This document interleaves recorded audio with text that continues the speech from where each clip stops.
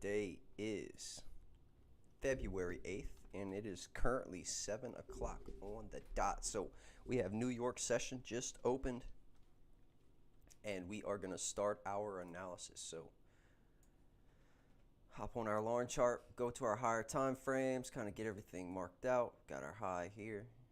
And go back to our candlesticks. Go to hourly. This little section right here, and we got this little section right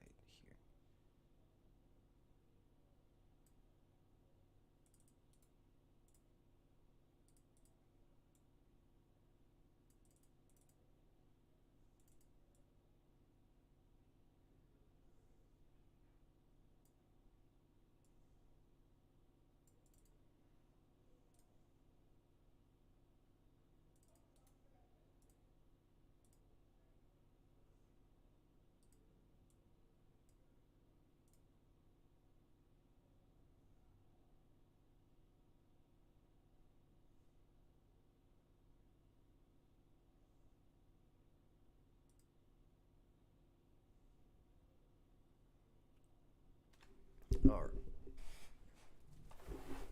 Let's go ahead and pop the chart up right here.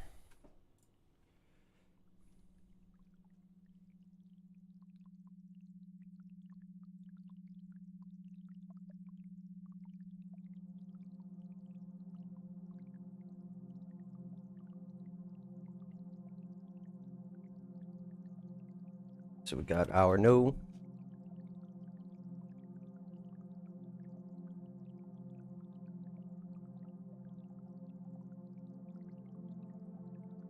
Trade range.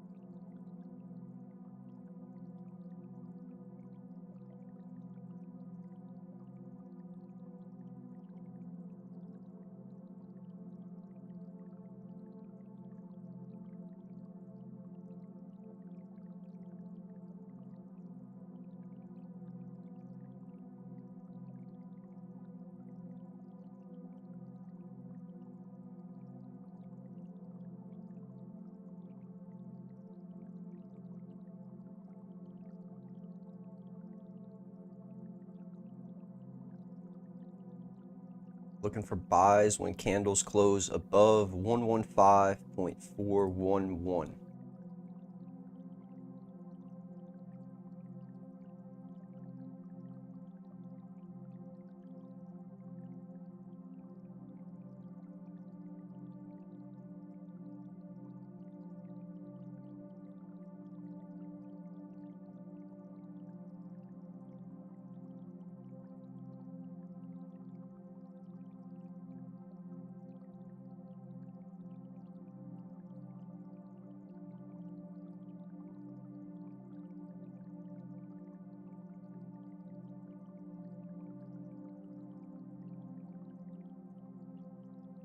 And sells when candles close below 115.228.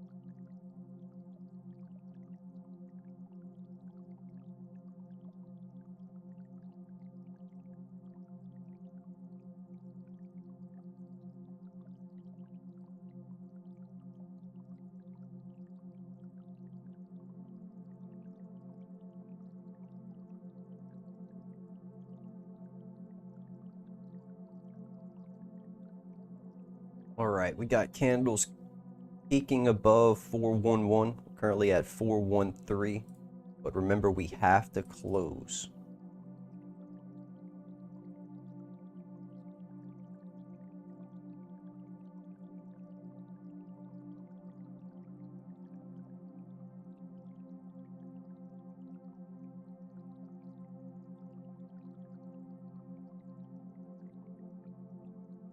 We have to close above 115.411.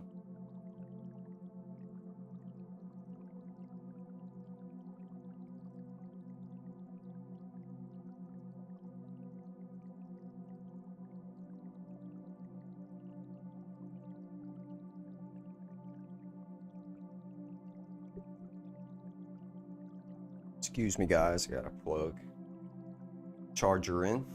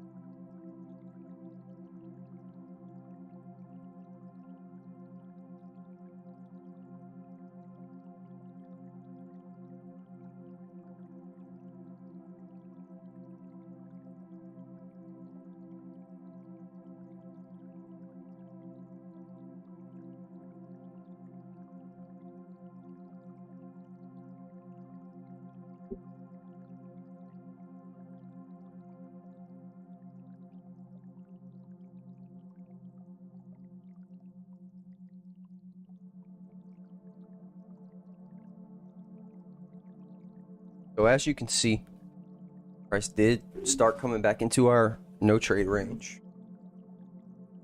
We are going to wait. Want candles to close above 115.411.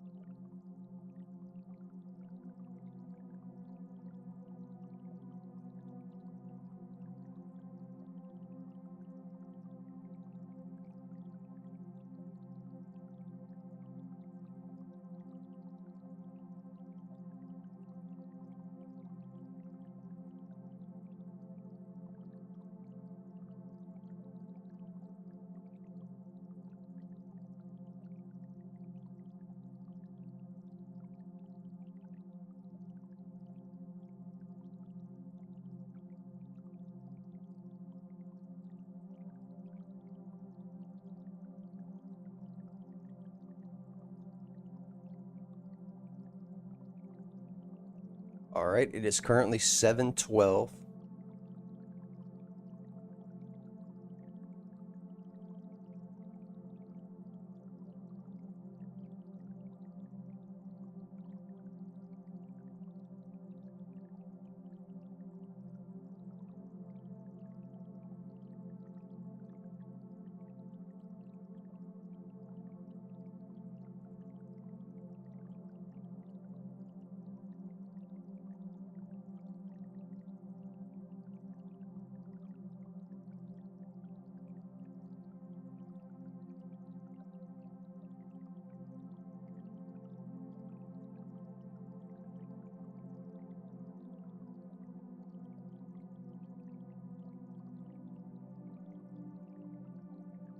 Go ahead and go to our journals.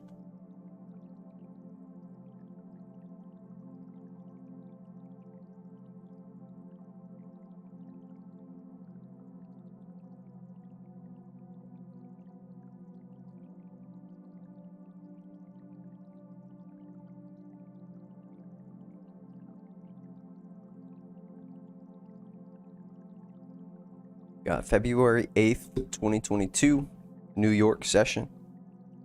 Currently 7:14. At 7 o'clock, we had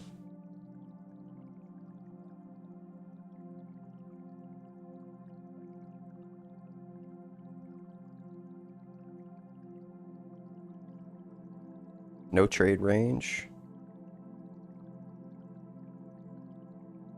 Resistance at 115.411. And support at 115.228.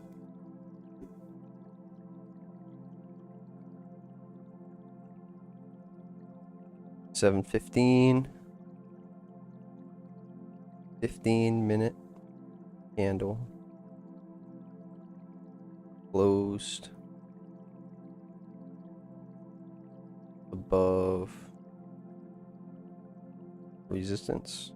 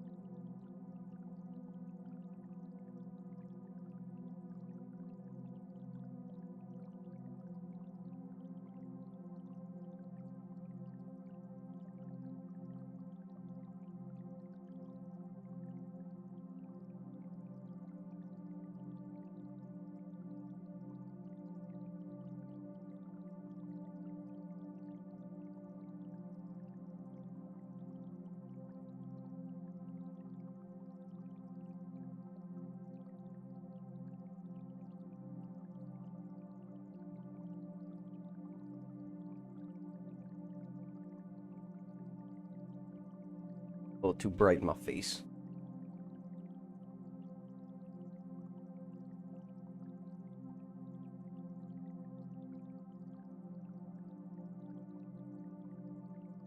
Looks like we got price going right back into our no trade range.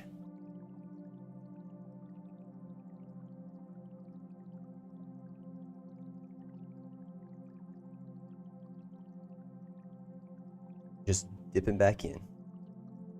Back in. Happens.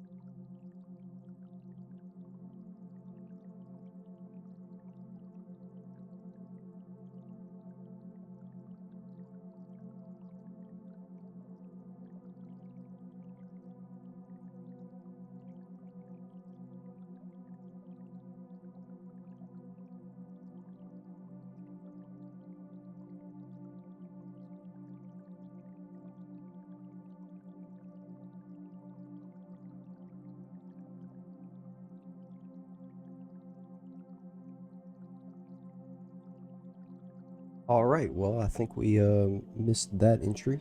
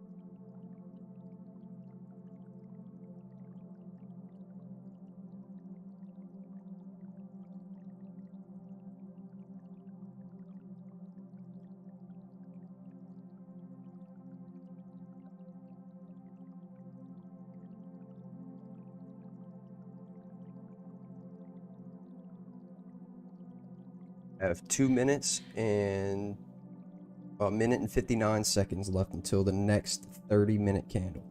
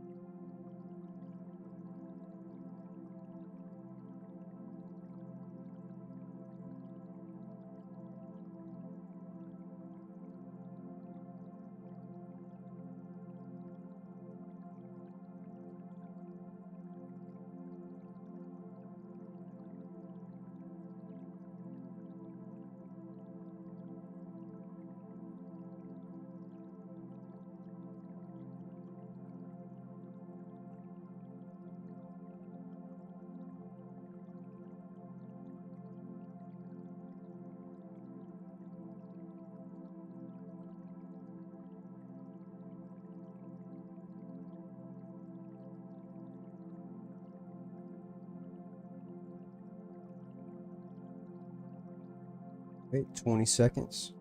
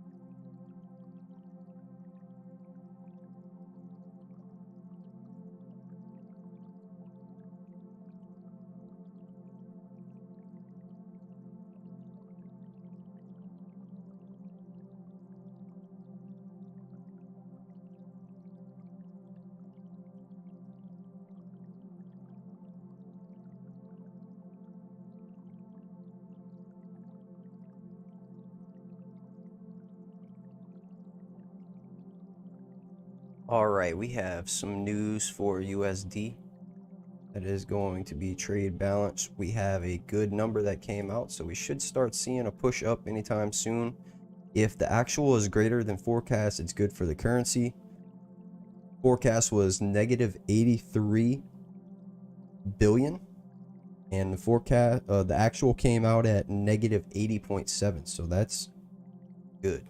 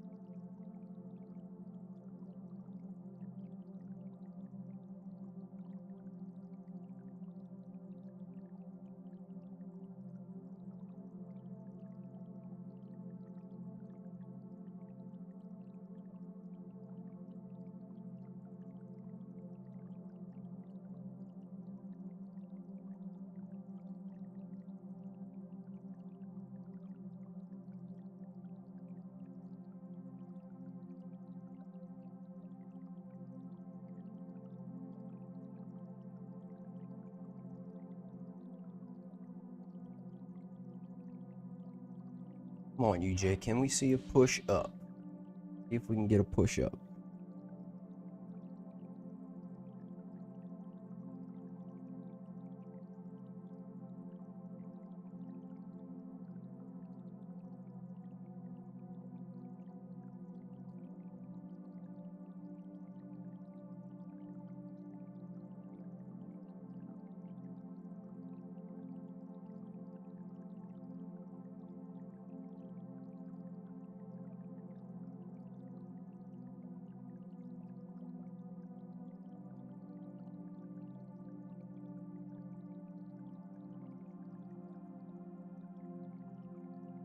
Geo blocks and the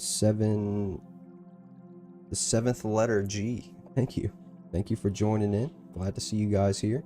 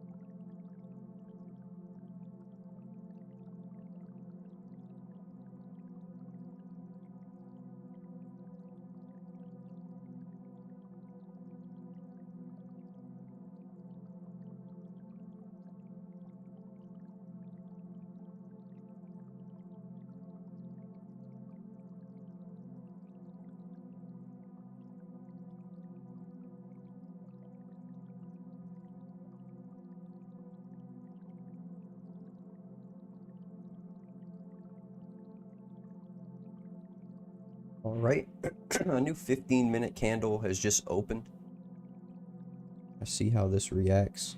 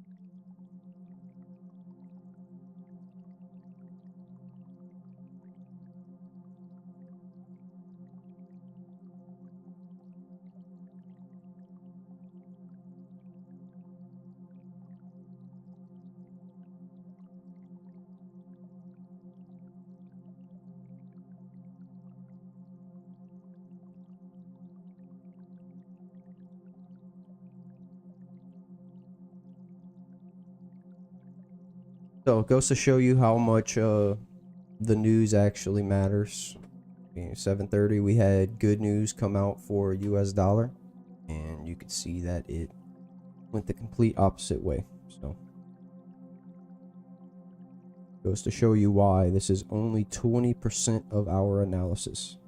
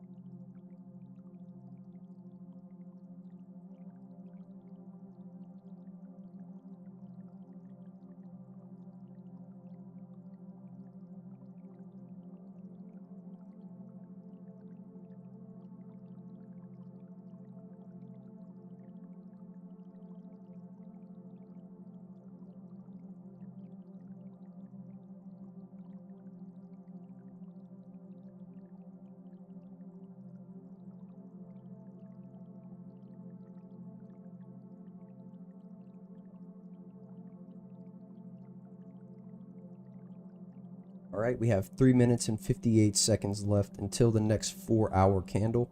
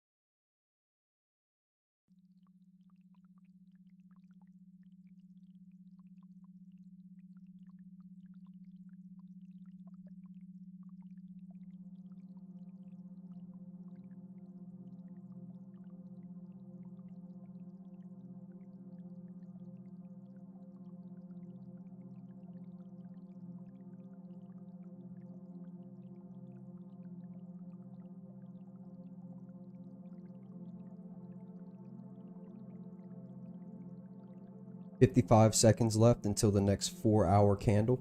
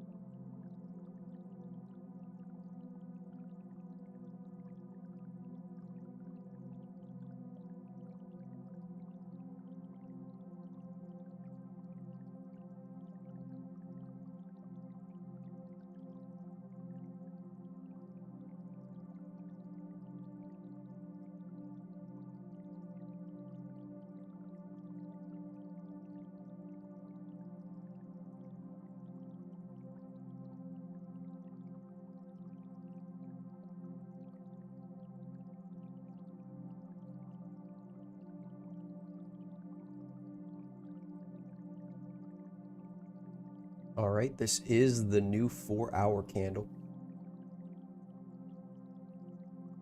Previous candle did close above 115.411.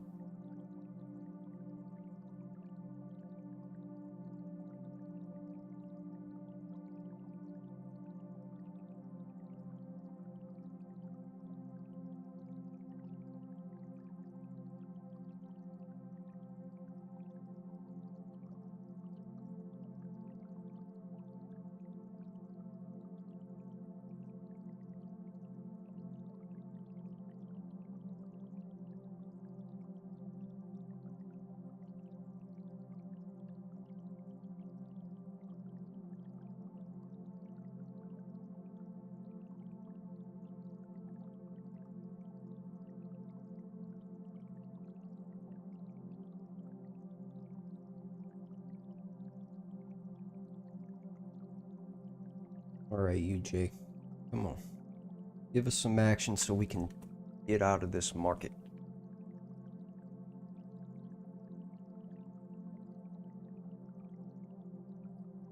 Get a good push up. We can just go ahead and get on out of here. It's currently 8:02.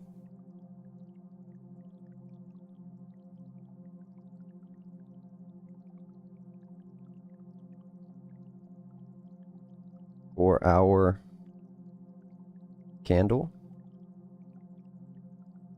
closed above 115.411.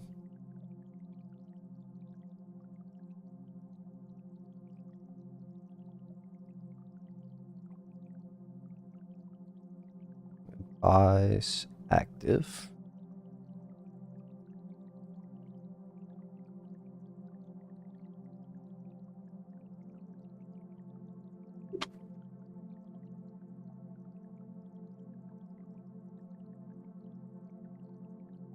And we are just waiting.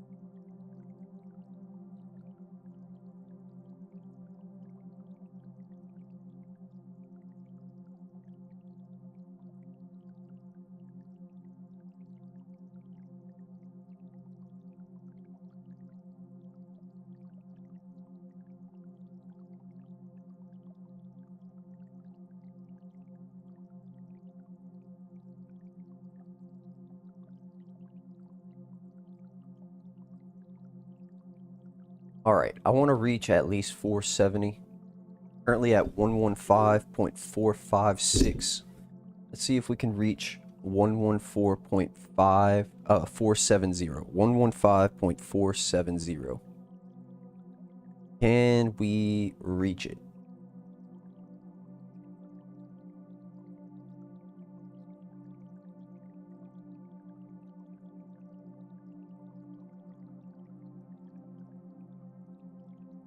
We hit 461. Can we hit 115.470?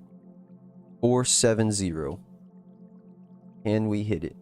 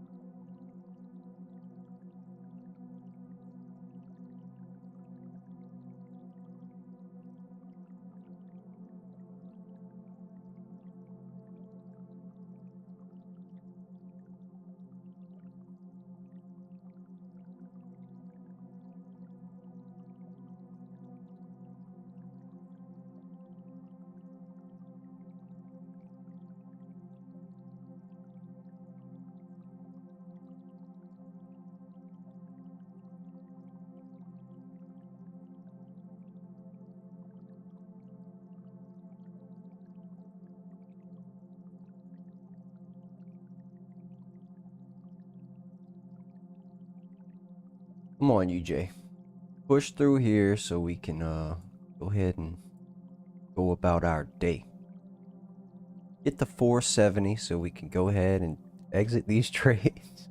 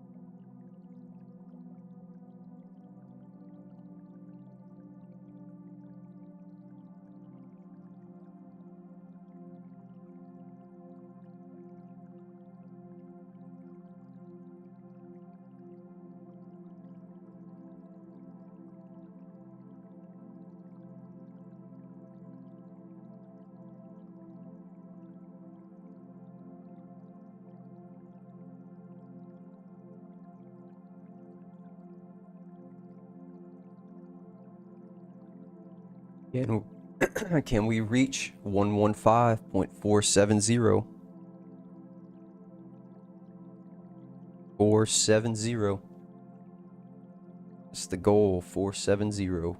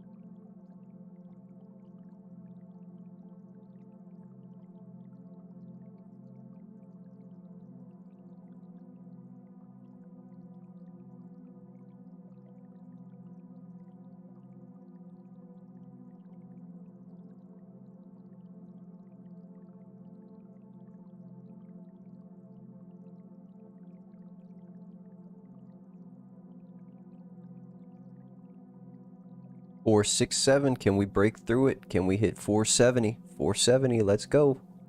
Can we hit 470? 470. Nope, we did not hit 470.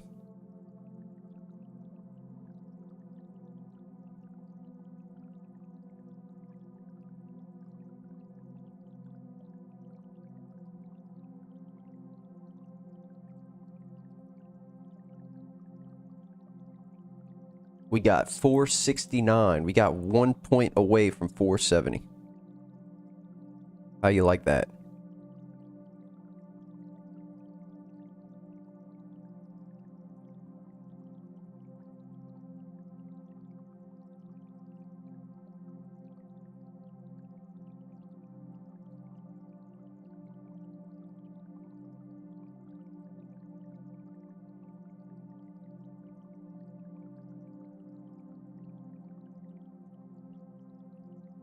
Push through 470? Can we push through 470? I did see 474. Got 474.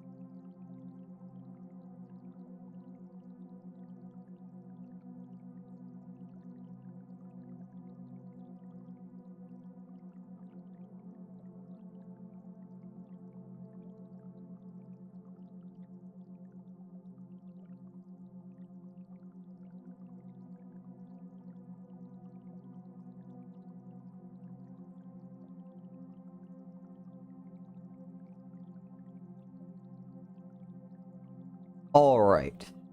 So we had a very, very, very, very, very boring session today. So let's get a round of applause for everybody who sat through that treacherous session. It is only 8:23. We have yet to do any actual movement. We kind of just been fluctuating back and forth between 115.411 and 115.467. There was no substantial price movements that we really like wanted to be a part of. We were in some trades in the midst of all of that. We had taken 2 original sells. We got out of those whenever we had this rejection of our support here, with the anticipation that we were going to fill the wick up here at 470. That's why we were anticipating it to hit 470. So these candles came back and tested 470 all in that area 3 times. So being we didn't break it the first 2 times, we came back and retested it for the 3rd time and we still didn't break it. I knew, okay, we're more than likely going to pull back on our overall time frame on the 4-hour, because you can see the previous 4-hour rejected all of those levels that we were going back and retest at 115.470. So we turned it around and we took sells. If we were going to start closing inside of our no trade range once again, we had more probability that they were going to continue to fill inside of the no trade range and we could capitalize on the sells.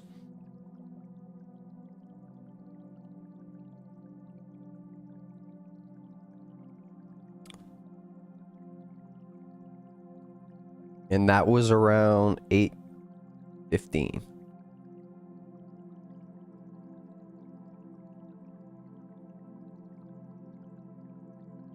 So we'll go to the 15-minute candle. We sold here with anticipation that we were going to continue down, but you can see we're still rejecting 115.411 as a support level. So if we can continue doing that, it has another chance to go back up towards 115.470. And that's why we were looking at those price levels, is because if we can continue rejecting our original no trade range at 115.411, then we're going to continue in the direction. So we're pretty much anticipating price to continue moving in the upwards trend. We closed outside of our no trade range at 115.411, and we were just looking to reject here and continue up towards 115.542. Because right over here is the previous, actually 8 hours. This is your high on the London session. So this time right here is right at London session. So odds are we can go back and retest those levels. So that would be our target if we can continue to reject 115.411 as our support level, because we're outside of the no trade range of 115.411. Now we're just waiting for it to reject this support so that we can get the lowest entry we can for the maximum gain. So pulls back to go up. Wrong thing. To go up, you want to enter right here.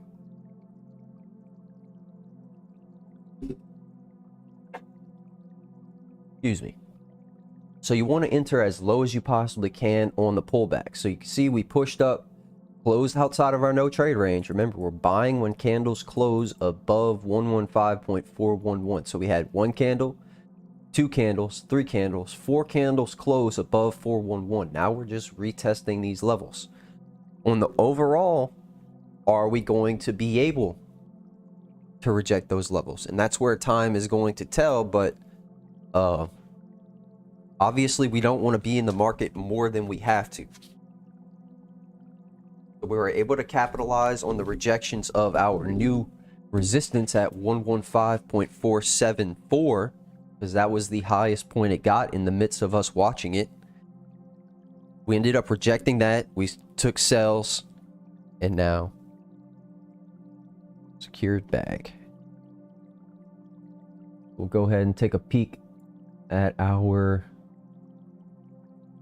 FX book, and we're looking at a plus 0.68% increase for February 8th.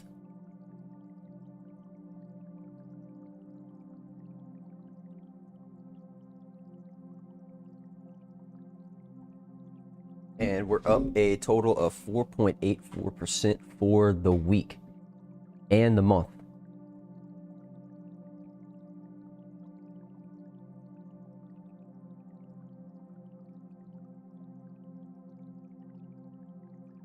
So we did take some losses, but overall we did come back on top.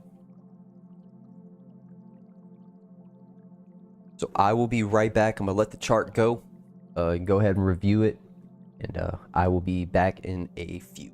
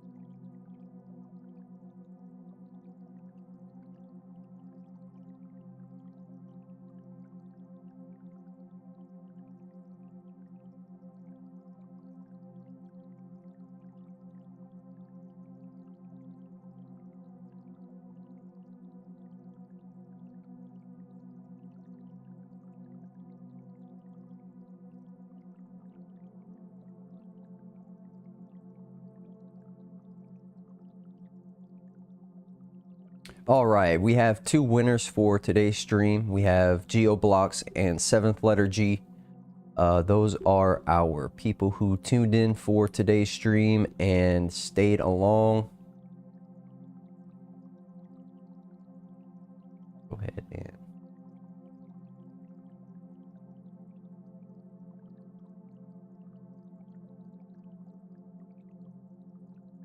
make those posts. Wait for them to respond. If you guys do see it, please send in your receiving wallet addresses so that we can send it live on stream. And you will get the opportunity to claim your 2 DRT tokens.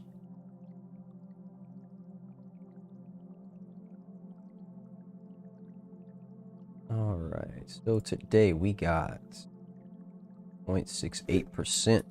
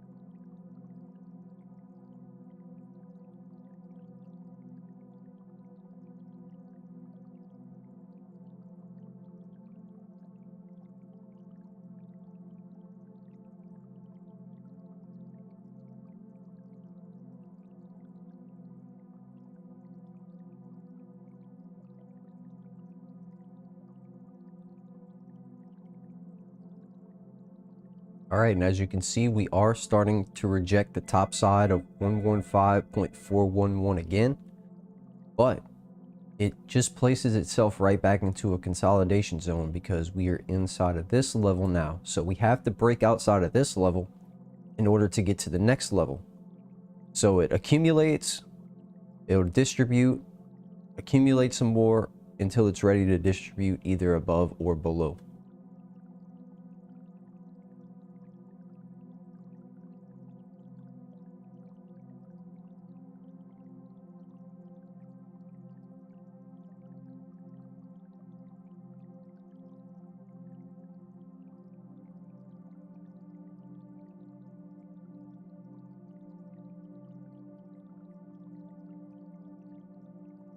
So we reached our daily goal. We are still 27% of our weekly goal at profit at least $10. And we are now 10% of our monthly goal of profit at least $50.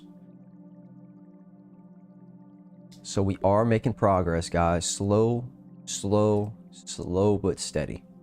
That is the best way to win the race. We're currently at 22 trades. And we have a 55% win rate. So we still need to get the trades up just so that we can even out these. We won 12 out of 22 and we lost 10 out of 22. But we are still up over the long term. So we didn't actually lose anything. We just lost the trades with manual management. Instead of letting the market do its thing, we got out and then let it do its thing with the trade. So average win, we're getting 3.46 pips.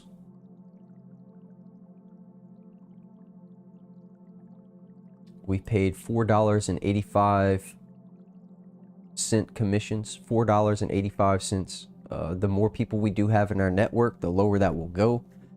And that is for everyone, not just the Ascendancy account. It'll go for everyone. They will get lower commissions, lower swap trades, so on and so forth. If you do join our network in Nash Markets, you can find that link in the description below.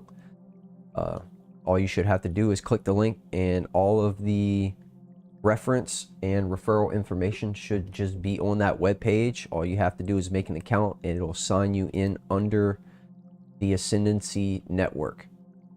Therefore, you'll be able to receive all of the benefits for being inside, as well as some trading benefits that Nash gives.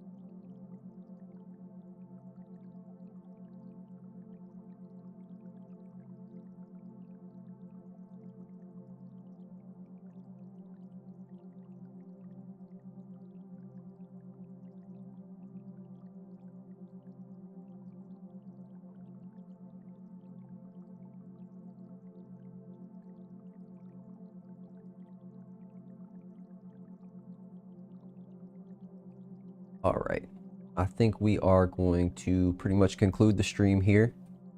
It doesn't pay to sit and wait too much longer.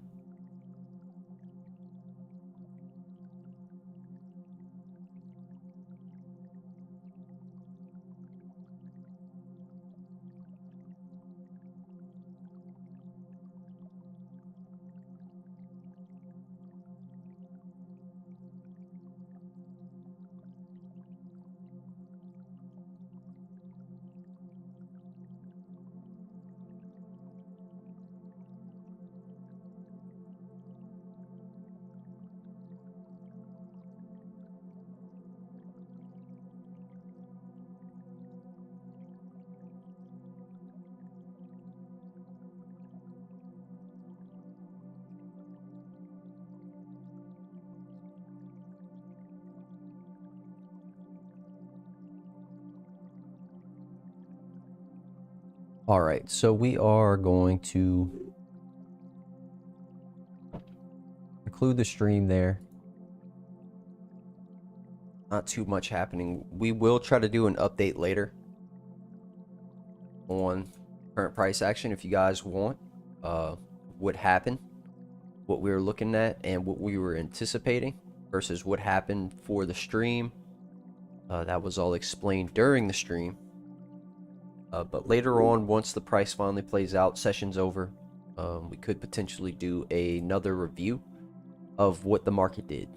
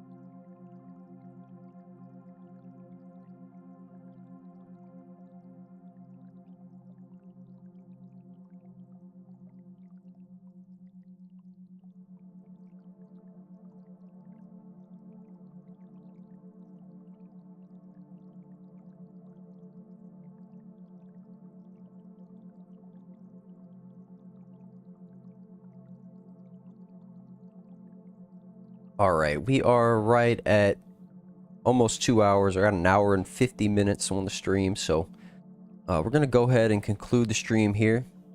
Geo blocks and 7th letter G, if you guys end up hearing this or see in the comments, please provide your receiving wallet addresses to claim your 2DRT tokens for joining today's stream. That would be greatly appreciated. You can either DM us in the Discord in the link in the description below, or you can just message us on Twitter or our social media account. It's easier, a lot easier. It'll get noticed a lot quicker if you do send it on in the Discord. So just provide us with your receiving addresses so that we can you can claim your rewards. But wherever you're tuning in from, good morning or good night, we want to thank you all. We love you all. We greatly appreciate you all tuning in.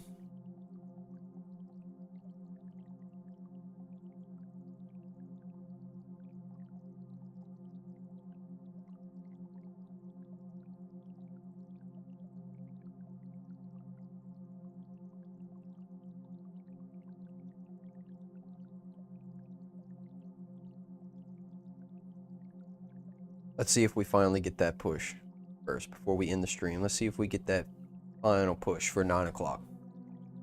See what happens. If we were right all along.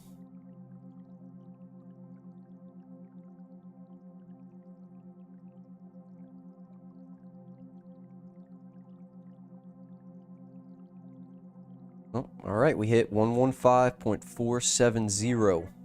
Can we push through it?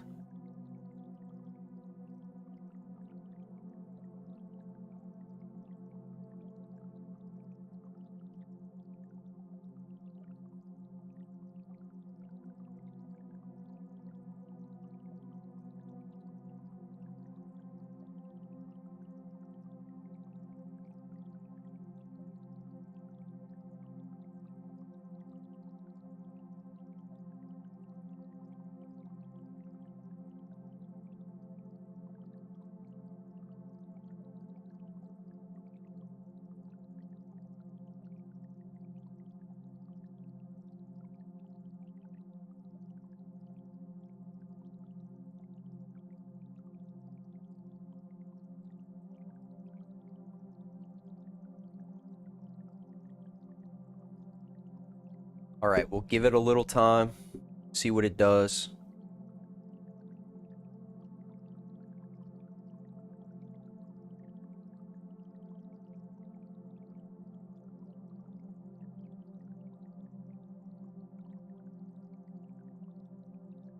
So we'll go ahead and let it do its thing through 9 o'clock. Go ahead and take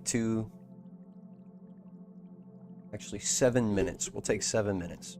We'll be back in 7 minutes.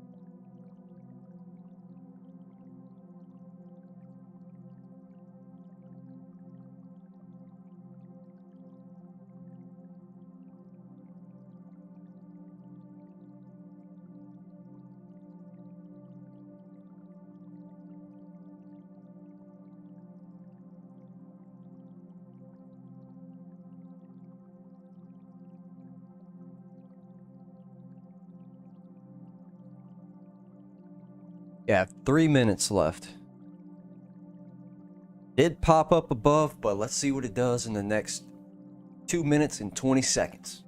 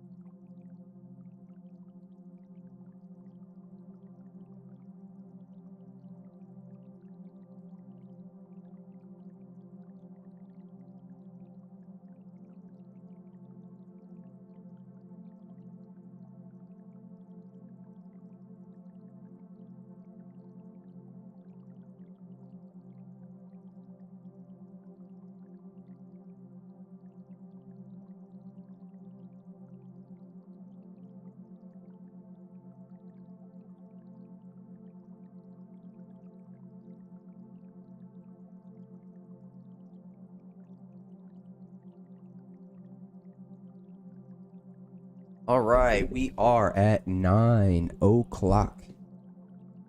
Let's see what this does. We have gotten some bullish momentum on the closing of our first hour candle of the 8 o'clock 4-hour candle.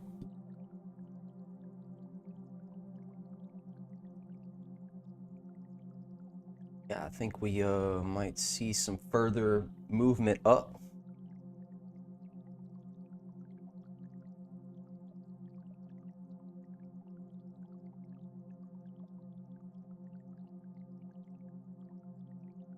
But in the end, we were correct. We were looking for price to continue in the trend. Close above 115.411. And continue upward. So essentially, we are in here for the whole first hour of the 4-hour. And we wanted to get an entry right here to get this move.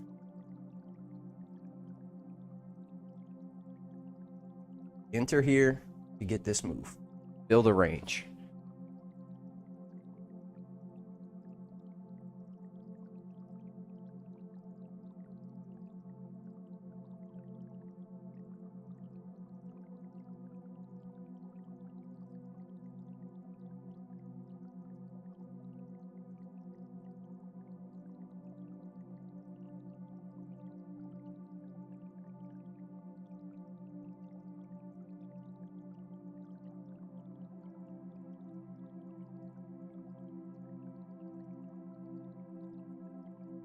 And I actually want to go over one of the links that I found. I mentioned it in one of the previous streams, but we were unable to review it, being that the link did not attach itself to the message. or I didn't notice that I didn't attach the link to the message, but it's not often that I have to, because iPhone gives you the option to share straight to Discord. So that kind of messed up our little stream update. So we'll go ahead and look over it now. Some of the things that I wanted to go over as well.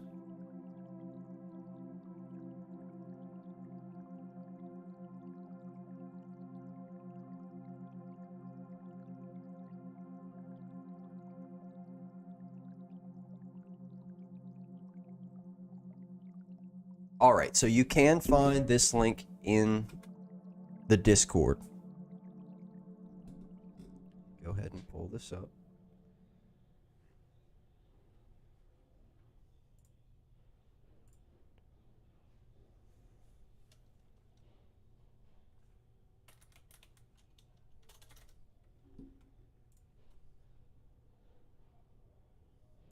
All right, so this is the PDF.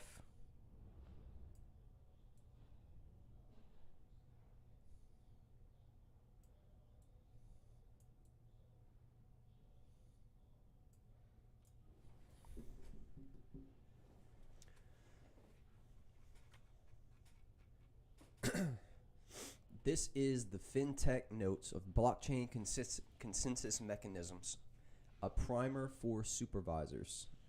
Parma Baines. This is note 2022, January 2022, prepared by Parma Baines, the Unitary Monetary Fund. International Monetary Fund. So that's who is behind all of this, the publisher. And this is what's tying in our entire global monetary system into our digital payments.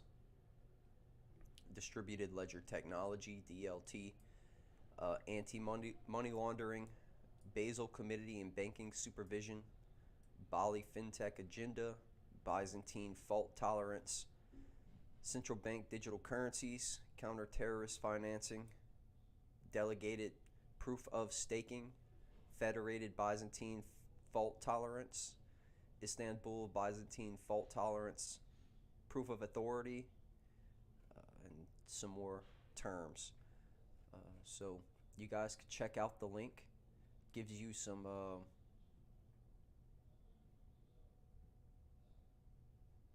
definitions. Go ahead and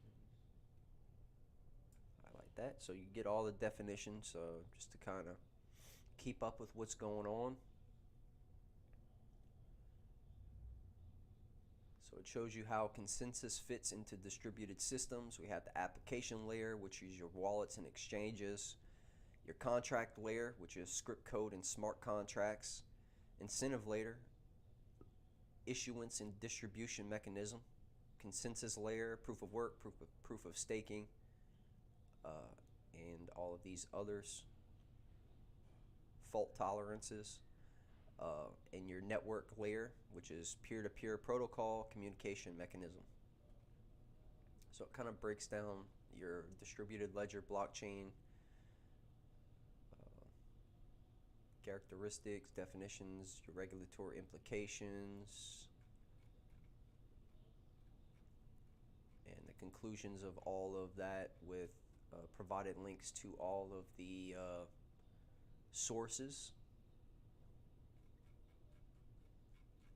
So go ahead and check that out in our Discord.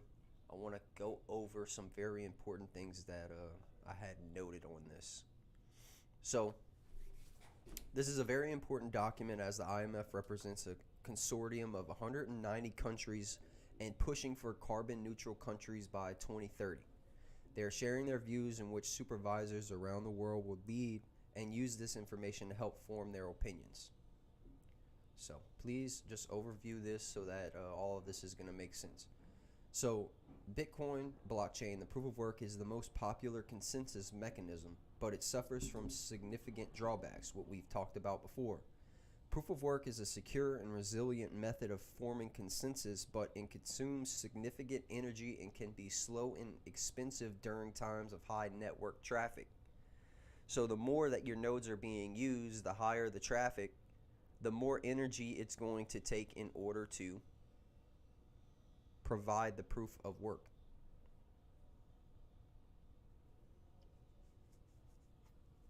So authorities should also consider a technology neutral, agnostic approach, upskill supervisors, participate in tech sprints and regulatory sandboxes, and deeper public-private collaborations via formal reviews by example, the SEC.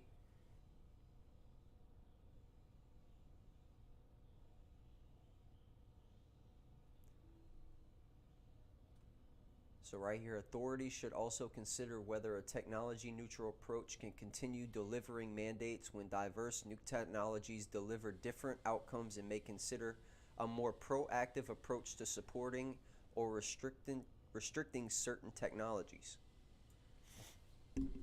SEC, were you not invited to all these meetings? Yes or no? That should be the first question. If you were, then why is this going on? Because why are we hindering the innovation of a technology that could provide a more proactive approach to supporting or restricting certain technologies? There are technologies that's better than what these people are promoting, but nobody's saying anything. Nobody's actually bringing up the facts, so that they're pretty much forced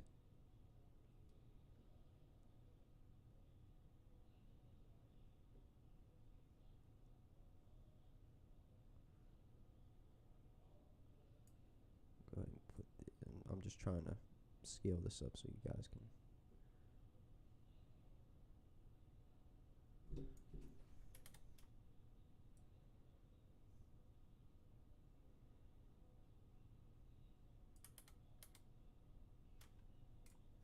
All right, so we have technologies that can provide a whole better system that's better than what they already have and what are actively promoting. And the SEC is going after Ripple, the only company. Why aren't they going after the other ones? That's the questions they need to ask. You can't just go after one for one thing, but let the other one slide because they're doing the same thing. Because one of them only has the new technology that can work better than all of the ones that are here now. Yet that's the one that is being picked on by the SEC. So regardless of what you think that they're doing, you can put them in the same category as these, Ethereum and Bitcoin,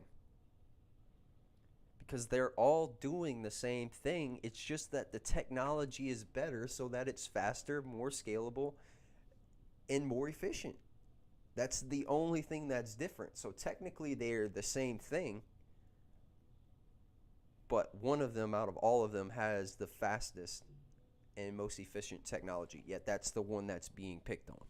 So that is the things that the SEC needs to start answering, because me as an XRP holder can ask these questions for myself. I don't need the SEC to tell me what is there and what's not for me to know what's there and what's not. I can see it for myself. And I got an XRP with the anticipation of an investment that would be worth more, because I see it being used as a currency between the globe because of how fast it actually moves. I honestly do not recommend Bitcoin to anyone, because we would sit there for 6 hours waiting for the transaction. Whenever I know for a fact that we can send another cryptocurrency, capitalized currency on cryptocurrency, I know that there's one that we can send at the snap of a finger, and you're going to get it in your wallet, ready to go, transaction made, secured, done in less than 3 seconds. So why would I continue to use Bitcoin if I know that there's a better technology? And this is just a question between me and you. Now we can move it, or go ask the banks and institutions of, why would they use this technology if it still takes them this long to approve the transaction? The whole point is making the system faster, so why are we still sticking to something that is still taking longer than the snap of a finger to send?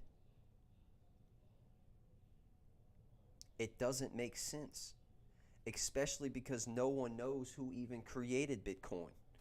Excuse me.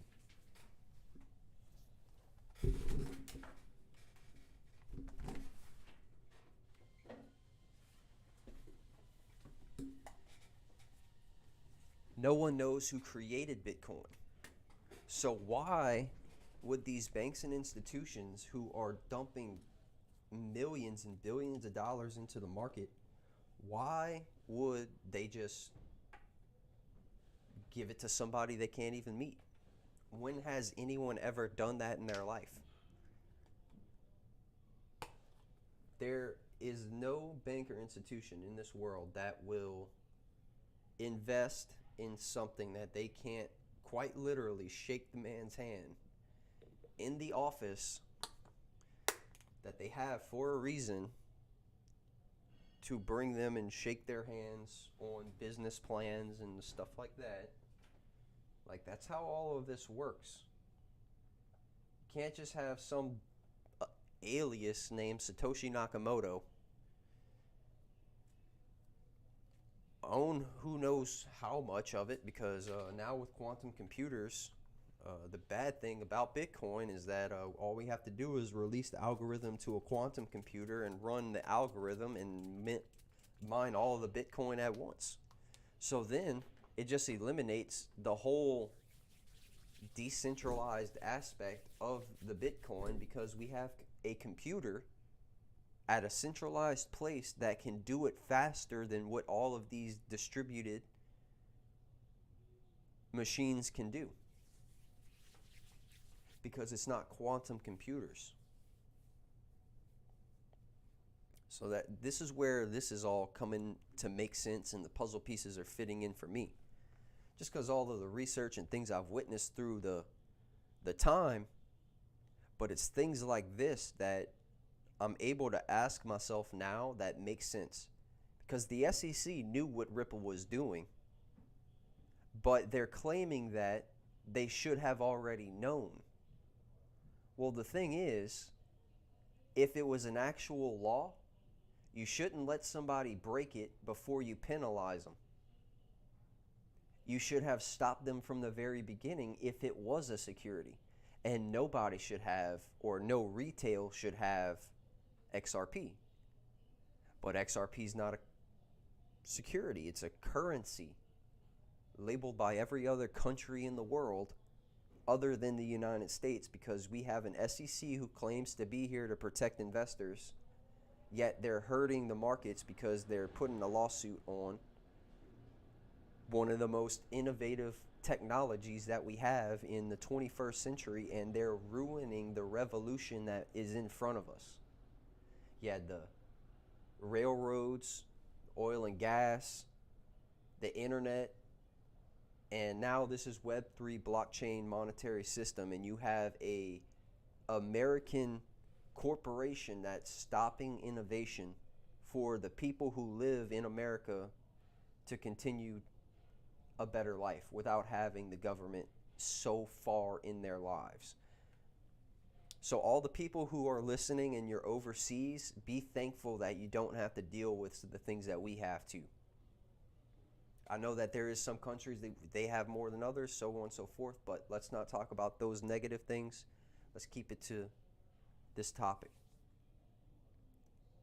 This is what's hindering the innovation of technology. We are sitting at the front of a new revolution, just like the internet and credit cards. I grew up during that time, so I saw the first computer in the house, one of the big IBM blocks that white computers, white personal PCs that were available to the public. People thought it was crazy. Nobody wanted a website. Nobody wanted an email. Nobody wanted all this technology because they still thought that your physical mail or letters were going to still be popular, which I honestly don't know a single person who still writes letters, sends them off, other than your normal business letters. People just send emails, or now we have social media. And even that was something that people could not comprehend, that was going to be so popular that people were going to be using it not every day, but every second of the day. There is at least 1 million users on any social media platform staring at their phones. An electronic device that people never thought would have ever been a thing. Yet, we are now integrating our money into a monetary system we can digitally transfer between peer-to-peer and globally at the snap of a finger. Because just as fast as we should be able to look up a website or send an email, or, well, I can't even say send an email because all of your old .com, and if it's not Web3, it's still being sent on all of these old technologies. So even an email can take longer. But money will soon be transferred just as fast as we can look up a website on the internet. It's already, our Wi-Fi, our internet, our web pages already come up pretty much at the snap of a finger, if not 2, 3. But we shouldn't have to wait for our money to pass through our third-party banks and still take a week for us to get local payments. Global, it takes up to 3 weeks for all this stuff to settle. You're better off taking the briefcase of money, getting on a plane and flying it over there yourself before you send it through a bank. That's not good. That's what we're trying to eliminate, is the global transfer. And with all of the IMF coming into play, with them wanting to go back to a gold standard and being able to do that, the whole reason XRP was created is to solve the petrodollar's problem. Because the whole reason we started using oil as a commodity is because we couldn't transfer all of the money in the world across the country to buy goods and services and imports and exports and all that stuff. So we started going to oil. You have these big international oil companies that's drilling for oil, and they're selling the oil as a currency because we can back the money by something. The more barrels of oil you have, the more money it's worth. So we started tying the dollar to the petrodollar and backing it with something other than gold, because now we can't really have the gold standard backed by the dollar because you have so many more dollars than what the gold is worth, because it's so overinflated. And that's why Richard Nixon did it, because of the way the economy was going. They could just print money and let everybody be fine with it. Then great, let's do it. And that was the plan. And now we're $30 trillion in debt thanks to all of that. If we just kept it backed by the gold standard and did away with all of the corruption, then it wouldn't be as inflated as it is now. So this is allowing, XRP is allowing a payment system to take over such a slow network of money, which is physical dollars and oil. And we can go up here, go to TradingView, because that is one of the most popular public exchanges, so that we can all view this together, and you can also look it up yourself. That is not TradingView. Where is it at? That might have been TradingView. What the heck is this?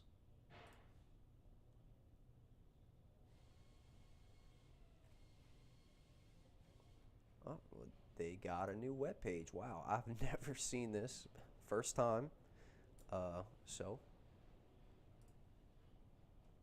So TradingView has a new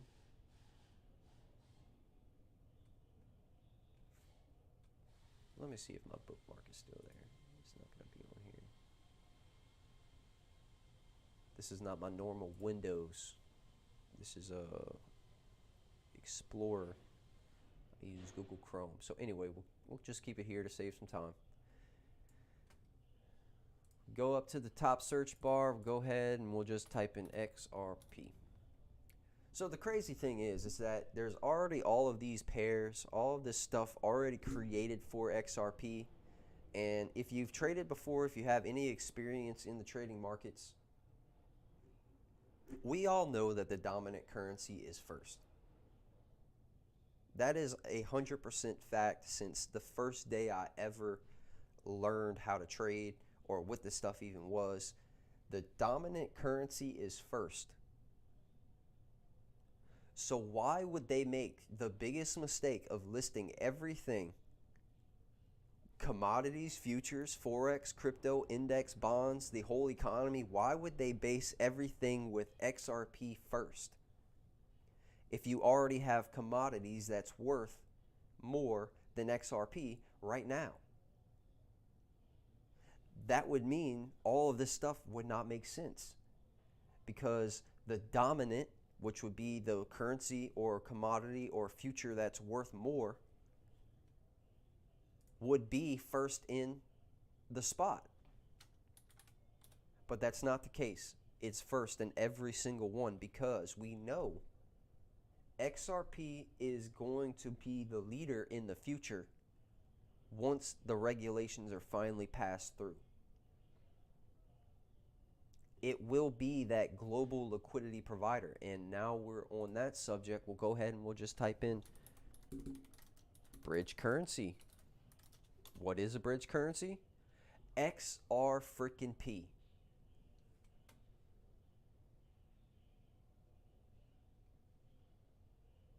What have we been talking about, guys? XRP is the bridge currency for the world. We're coming to that point. It's going to interconnect all of the Nostro Vostro accounts for global payments and instant settlements, instant liquidity. We have billions of dollars locked up in all these other countries that's on reserve for whenever they need the money for goods and services.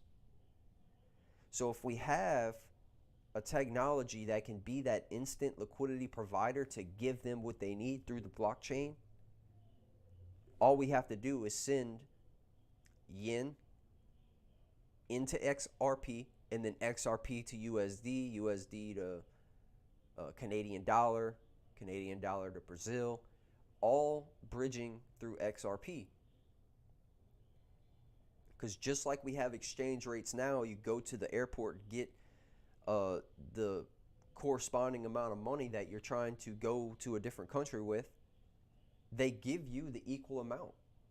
So if we can have the XRP sufficing for the bridge currency so we could still send, and then now once it has reached the United States or Brazil, now all they do is give them the equal amount of dollars that now we have a set price for, because we can go back to the gold standard, and now everybody is living on the same level playing field because everything is just transferred through XRP, not held through it. That's why XRP is not meant for the retail traders, is because it's going to be needed by the banks because they have all of the money that is going to be transferred globally. It's not often that a retail trader needs to make any global payments on a regular basis. That's where XLM is going to step in as a little brother for peer-to-peer payments. XRP, global bridge currency, XLM, peer-to-peer payments.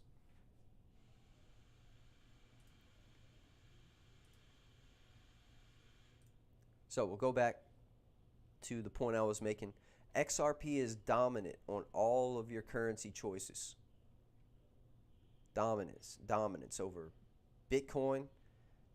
Whenever they say flip the switch, it's because all the money that is now pumped into Bitcoin is going to transfer over into XRP. That would mean where Bitcoin is now would technically be zero on an XRP chart and then start transferring the money in. So that would increase the price of XRP while Bitcoin is going down.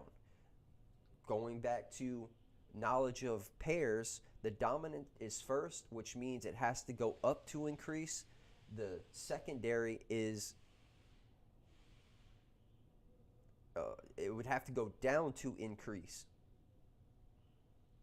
Therefore, Bitcoin would have to go down to pump into XRP, which you can see is the dominant currency of Bitcoin, as well as Tether, Binance Coin.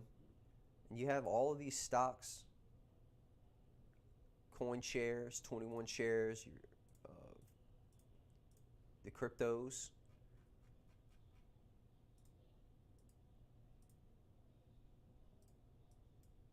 And then we'll go to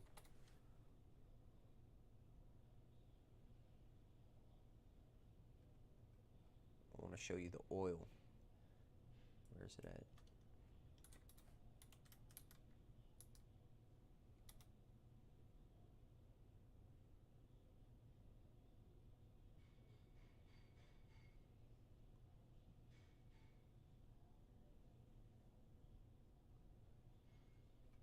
Where is it at?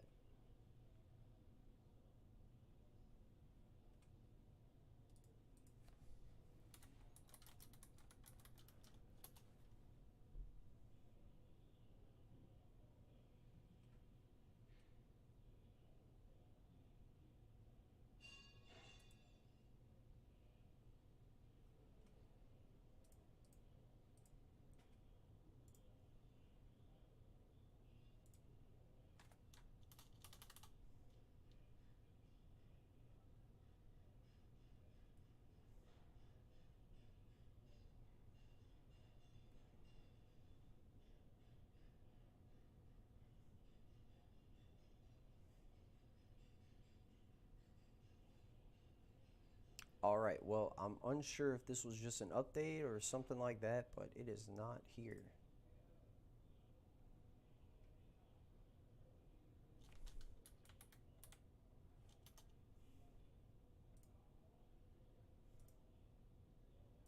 All right, so anyway,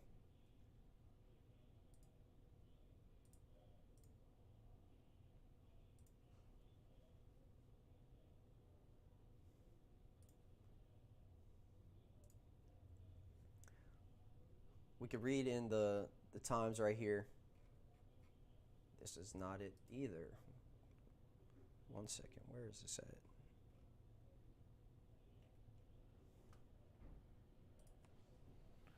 I hate this search engine.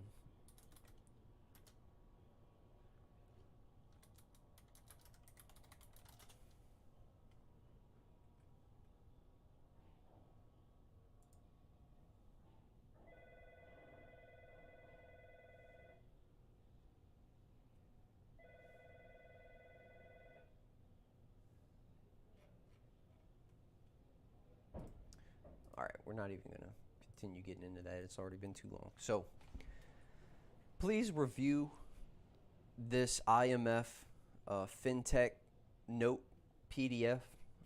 It's going to explain a whole lot and tie in another piece to the information that is going to come up in the future on how the SEC is affecting Ripple or XRP. They can affect Ripple as much as they want. They can quite literally get up and leave the United States and then continue business like nothing ever happened. That's all they would have to do. They just move away and be gone with the SEC because they would have no jurisdiction over Ripple, which is an American company. But what does that tell us about our leaders in Congress who have authority to do this to innovation?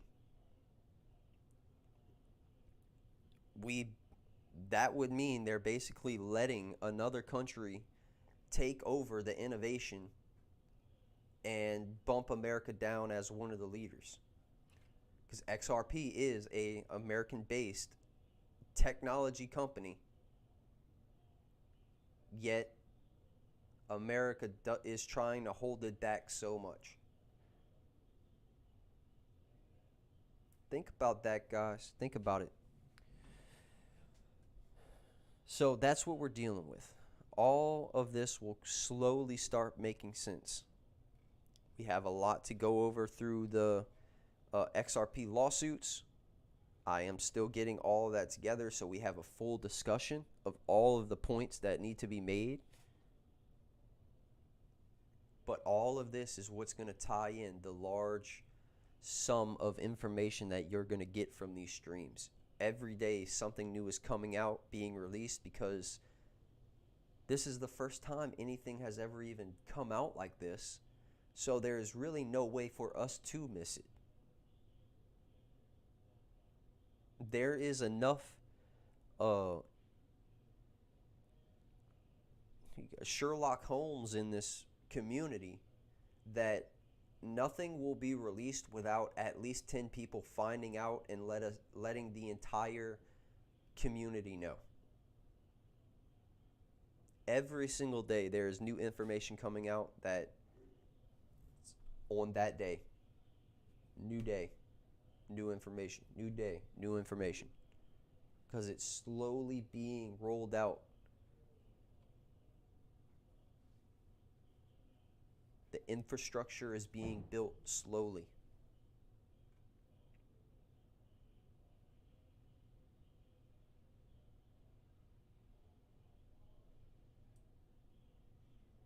I see a note right here. Well-known use cases are Ripple and Stellar. That's what I mentioned earlier. So the federated Byzantine fault tolerance is a consensus mechanism that aims to solve issues of centralizations with greater scalability. If the BFT mechanisms described above identities of all participants are known, however, in FBFT, the identities of all nodes do not have to be known. So membership is open and control can be decentralized. FBFT can be thought as a semi-trusted as it relies on quorum slices or a unique node list, which means only a subset of nodes is needed for agreement. In most implementations of FBFT, nodes individually choose the other nodes they trust for information. These nodes are likely to overlap or intersect with a quorum slice. Where this occurs, it is known as quorum intersections. Quorum intersections allow small quorum slices to build agreements across the network, improving scalability. Within financial services, BFT consensus mechanisms can generate large efficiencies for retail payments, wholesale settlements, and other back office functions, but BFT works best where network participants are known. These algorithms are built for speed and have immediate block finality. The latter is particularly operationally flexible, and it allows groups and validators to be modified over time with increasing scale, speed, and trust can be compromised. Therefore, these models do not have potential to create barrier to entry.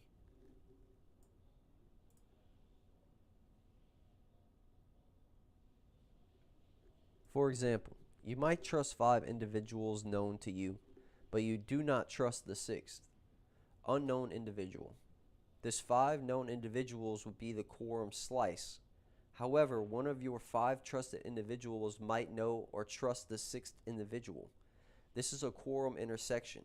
As your quorum slice overlaps with another, the 6th individual might have a further 5 individuals who are not known to the quorum slice but are known to the 6th individual. This can mean that for a small subset of known individuals, an agreement is reached across the network. This approach can create strong network security, as well as behave nodes may not want to keep failed nodes in their slices out of the concern the failed nodes are or will affect them negatively. So if I don't know 3 of your friends, but I know the fourth one, and I'm trying to make a payment to the first one. The fourth one can intersect the quorum slices so that I can then earn the trust of your wallet and make the payment. Because you know them and we know each other, so they validated the transaction because they know that I am a real person. I have all this stuff. Yes, we made transactions before. It was great. You can make a transaction with this one. Boom. That's how it's pretty much working. That's how that was pretty much just explained. And the security is built off of common nodes. So the more nodes you have, the more security and validation you have in the network.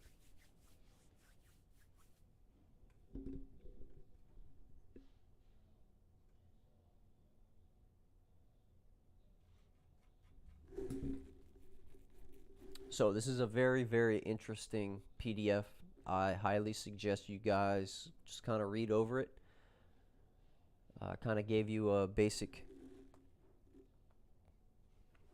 overview of the first 3 pages.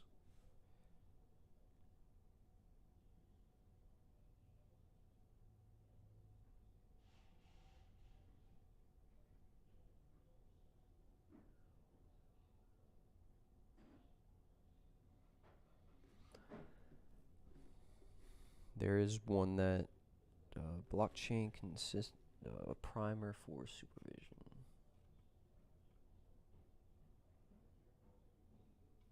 This is another thing I wanted to point out. Consensus mechanisms should not harm or interfere with the global aim to transition to a low carbon economy.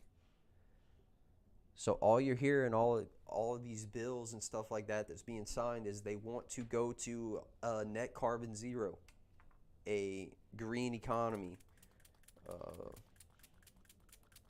Just go green. That's what they're trying to do. Well, the only technology that we have that is literally a 0% carbon footprint is XRP. Why wouldn't they use it? That's the thing, is like that should be the first on their list. Get rid of all the other ones because it's creating the carbon footprint that we're trying to eliminate. So this is another thing. It's just slowly going to start making sense to everyone. The timing of everything, what's going on, the reasoning for it, making sense, it not making sense. Us as owners and backers of XRP and Ripple, we have to come to understand these things, put them together ourselves. Because if we couldn't do that, they would blatantly be lying straight to our faces, and all we would say is yes, master. So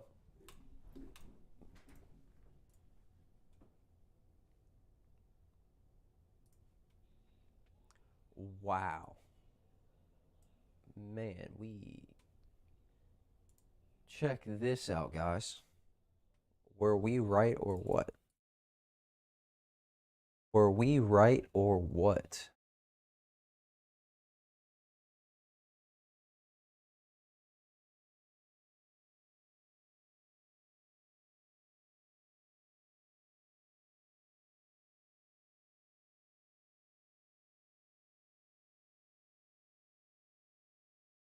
And it's still pushing. Wow. Congratulations, guys. Let's get some chings in the chat here.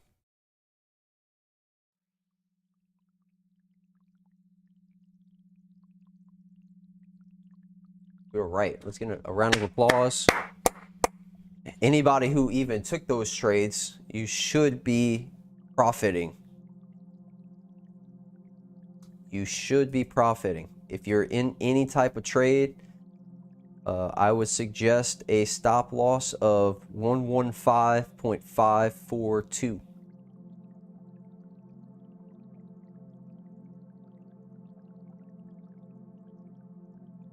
That would be a decent stop loss to have.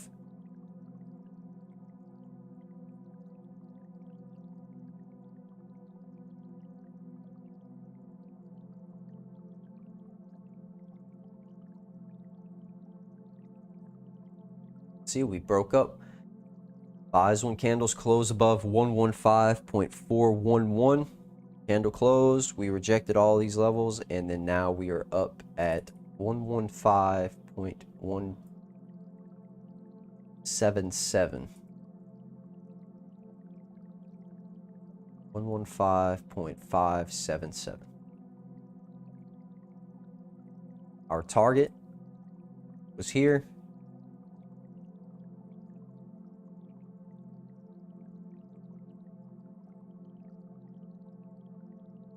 And we were right. This is what we were looking for.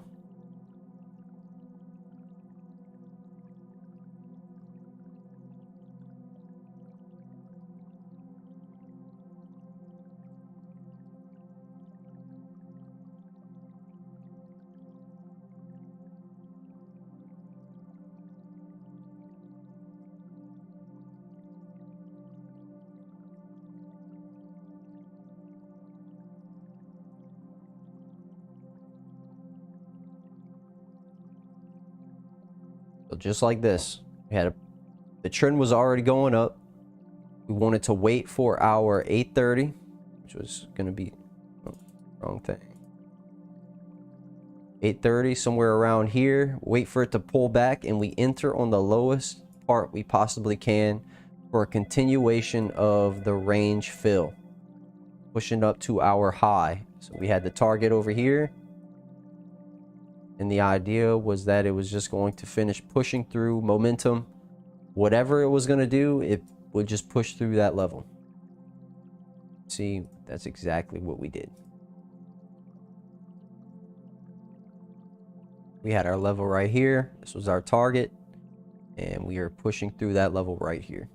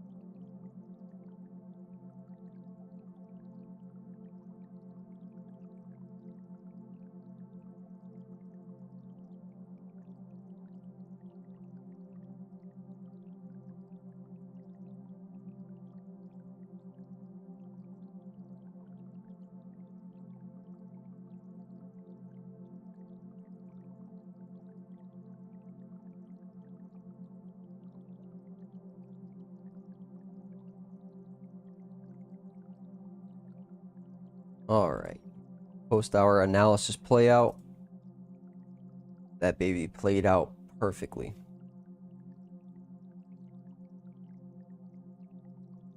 Look, and we closed right under our target, and we're headed back down. So, perfect.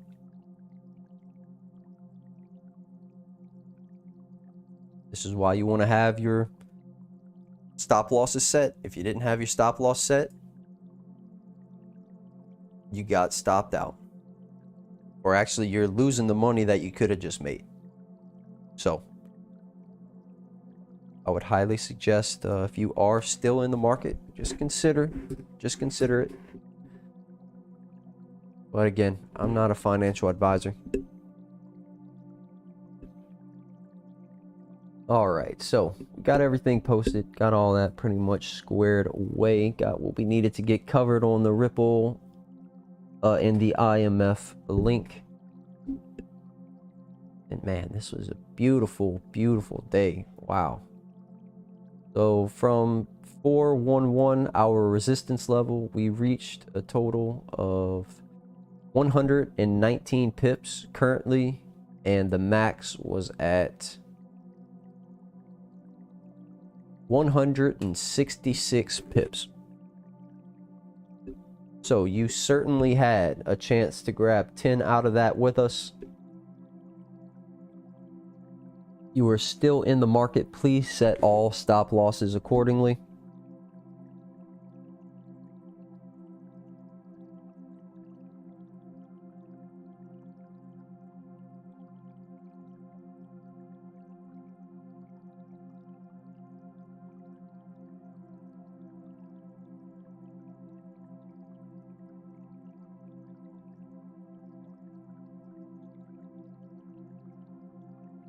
So yeah, this was a beautiful day.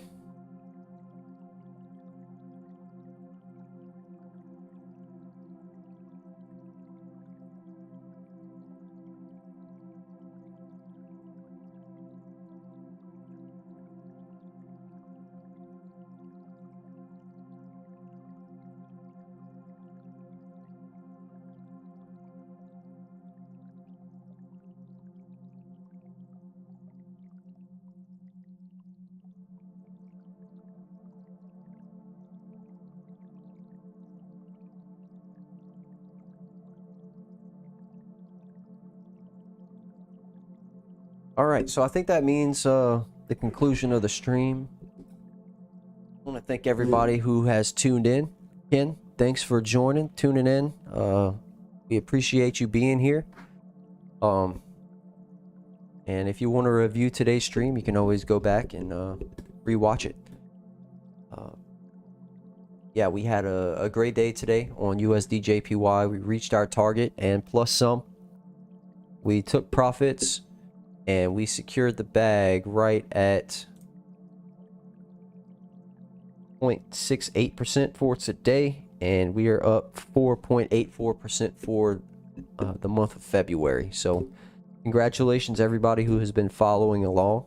Let's keep this green streak going, and we will be streaming tomorrow, same time, so you can catch us then. Again, wherever you're tuning in from, good morning or good night. I want to thank you all, and I will see you later. Peace.